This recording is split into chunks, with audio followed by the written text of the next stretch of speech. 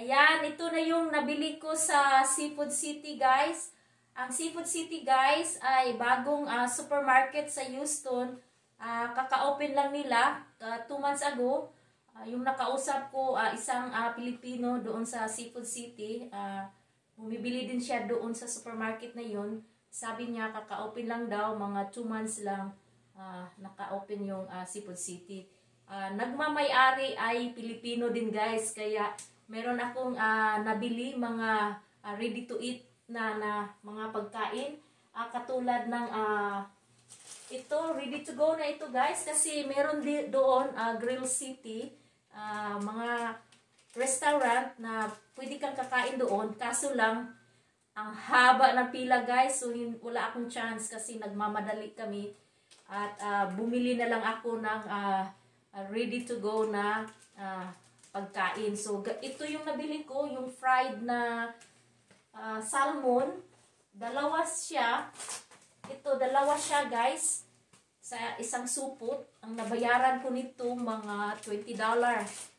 Salmon na fried. So, i-freeze ko yung isa. Lagay ko sa freezer. Tapos yung isa, ilagay ko doon sa refrigerator para panghapunan ko. At pumunta din kami sa isang restaurant na kung saan malapit yung Jollibee, yung tinatawag nilang Cherry Foodorama. Pwede kayong mag-grocery doon. Meron din silang mga Filipino product na pwede mong mabili. Tapos meron din silang restaurant sa loob ng Cherry Foodorama. Ang nabili ko doon, ito yun, yung barbecue. 3 barbecue ang binili ko, guys. Kung hindi ako nagkakamali, yung isang barbecue is worth $3 something, guys.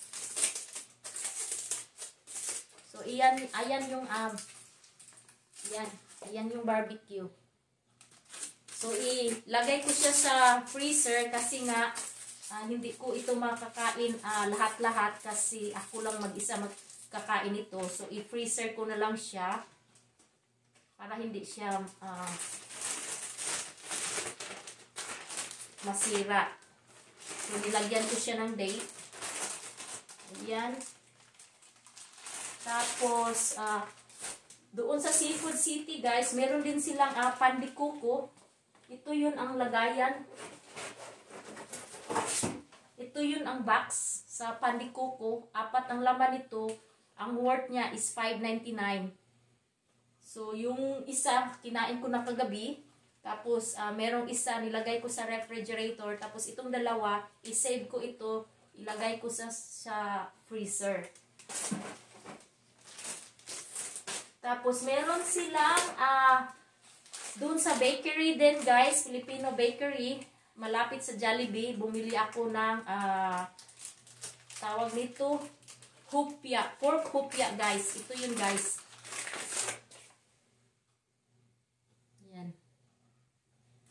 So, 6 ang binili ko.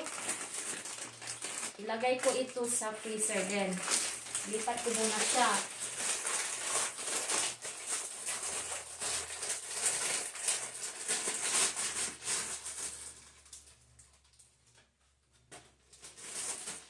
Ayan.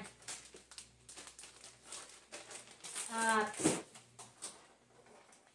lagay ko muna siya sa refrigerator tsaka sa freezer, guys.